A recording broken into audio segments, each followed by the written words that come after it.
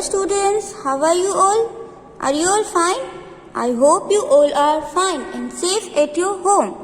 And now today we are going to solve unit number 4 from your exam oriented litho. So those who haven't collected litho from the school, please collect the litho, and we have already completed unit 3. And today we are going to do unit 4, rain, and the question 1 is choose the correct option. Let's read first one. The dash is raining all around. What is raining? क्या rain होता है? Cloud. It can rain water, sky or rain.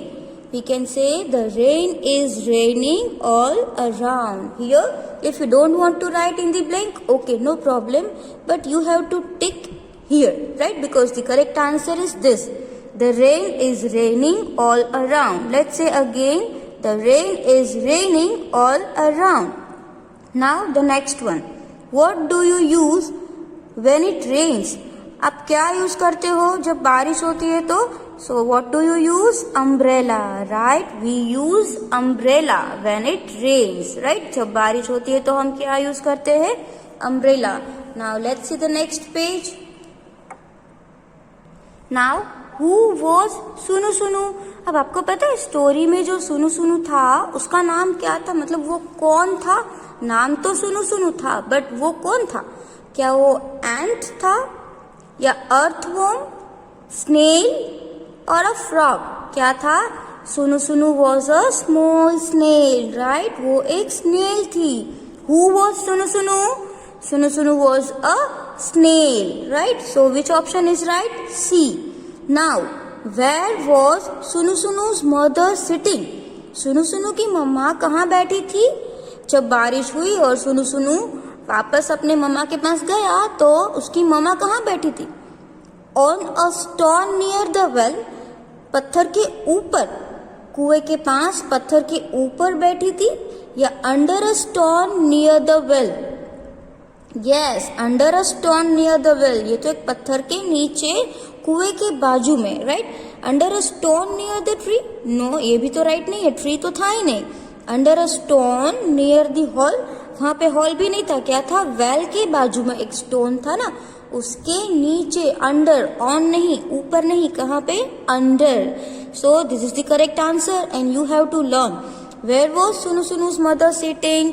सुनु सुनु के mother कहाँ बैठे थे? Under a stone near the well. Okay, so that you have to remember. Now who was Sunu Sunu visiting? सुनु सुनु किसको मिलने जा रहा था? आपको पता है उसके फ्रेंड्स कौन थे? Ends, right? Who was Sunu Sunu visiting? Ants. Now where were the ants hiding? अब जब बारिश हुई तो जो एंड्स थी वो कहाँ पे छुप गई? In the hall, in the tree, under a flower pot और अंडर अ स्टोन. वो ट्री, जो एंड्स थी वो सब कहाँ पे छुप गई थी? Under a flower pot, right? क्योंकि हॉल में तो जा नहीं सकती, वहां पे तो बारिश आ जाएगी, पानी तो वहीं पर भी गिर सकता है, राइट? तो वो कहाँ पे छुप गई थी? Under a flower pot. Flower pot के नीचे छुप गए थे.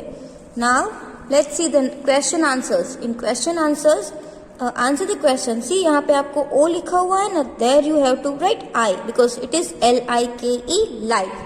सो do you like to play in water? ये देखो, आपको क्वेश्चन आंसर्स भी आ सकते हैं, राइट? तो आपको क्वेश्चन आंसर्स भी तो लर्न करने पड़ेंगे. Do you like to play in water? क्या आपको वाटर में खेलना अच्छा लगता है? So what will be the answer? Yes. सबसे पहले आप क्या लिखोगे? यस. फिर ये तो आपको सेम रहेगा. I like to play in water. Yes, I LIKE, like to play. In, IN and WATER, water. and full stop. Don't forget, कोई भी सेंटेंस हो तो सेंटेंस कहाँ से स्टार्ट होता है? कैपिटल लेटर से स्टार्ट होता है और एंड में आपको क्या करना है? फुल स्टॉप करना है, राइट? तो आपको ये बिल्कुल भी भूलना नहीं है. Always start sentence with capital letter and end with full stop. So do you like to play in water? Yes, I like to play in water. अगर किसी को वाटर में खेलना अच्छा नहीं लगता है तो आप यहाँ पे क्या लिखेंगे? No, I don't like to play in water. Okay, but आपको तो सबको पसंद होता है। तो हमने यहाँ पे क्या लिखा है, I like to play in water. Now what do people use when it rains. जब बारिश होती है ना तो लोग क्या यूज करते हैं, तो ये तो बहुत सारे थिंग्स जो है हम यूज कर सकते हैं, right.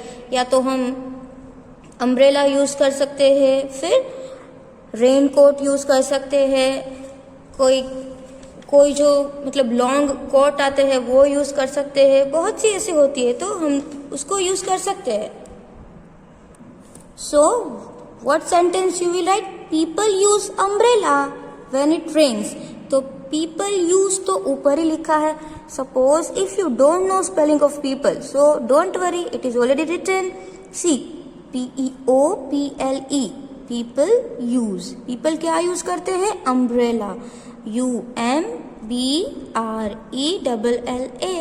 Umbrella. People use umbrella when it rains. तो ये तो ऊपर से ही आपको लिखना है, right. So it is very easy, when it rains, RAINS, rains. Understand again, people use umbrella when it rains.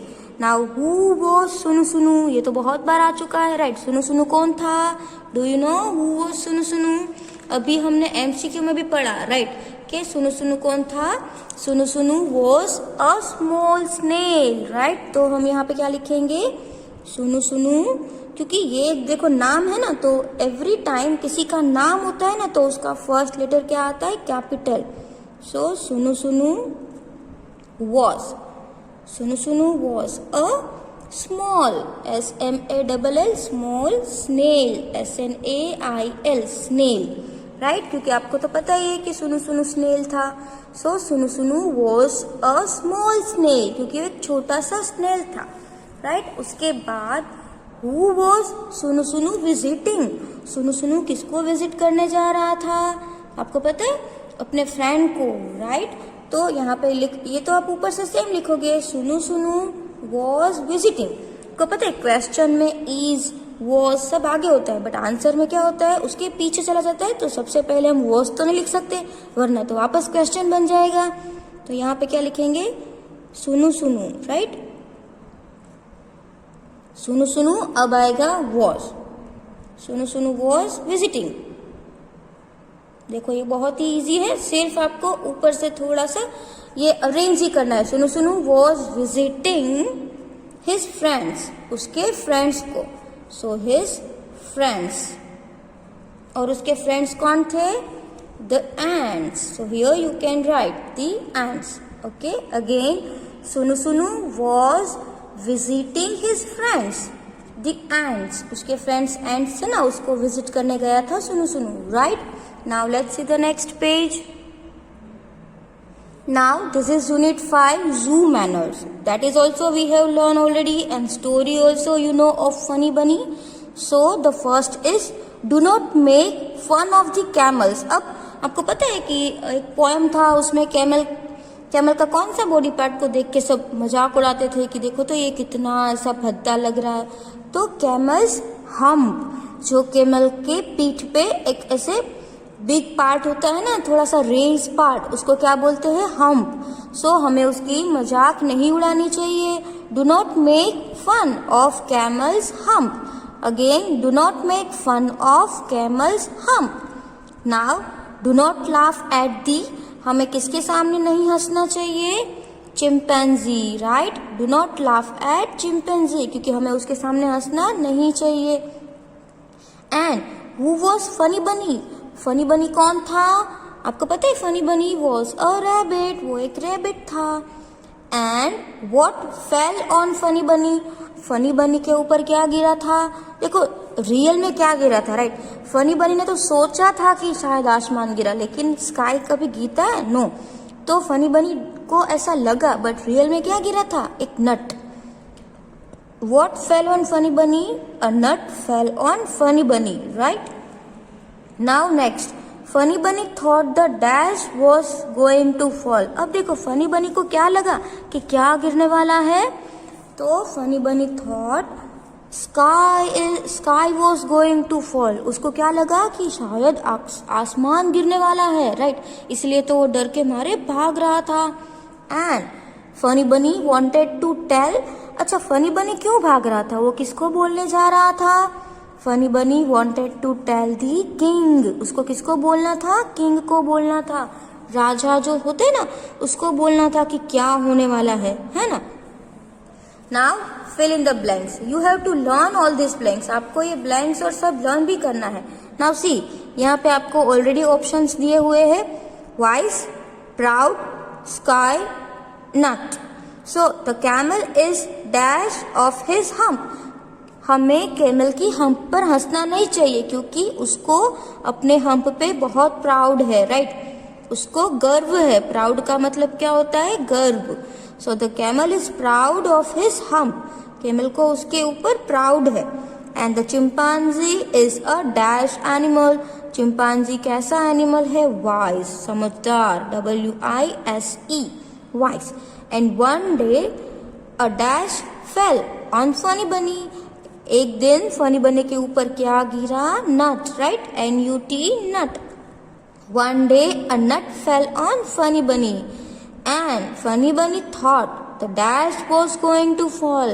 Funny Bunny को क्या लगा? क्या गिरने वाला है? SKY, sky. Understand? So this way you have to write blanks. First of all you read all the brackets. पहले क्या करो? आप सारे brackets read करो। उसके बाद आप एक लिखते जाओ और इसको कट करते जाओ, राइट? तो कभी क्या होता है कि कोई ब्लैंक्स आपको पता नहीं चल रहा है at the time of exam.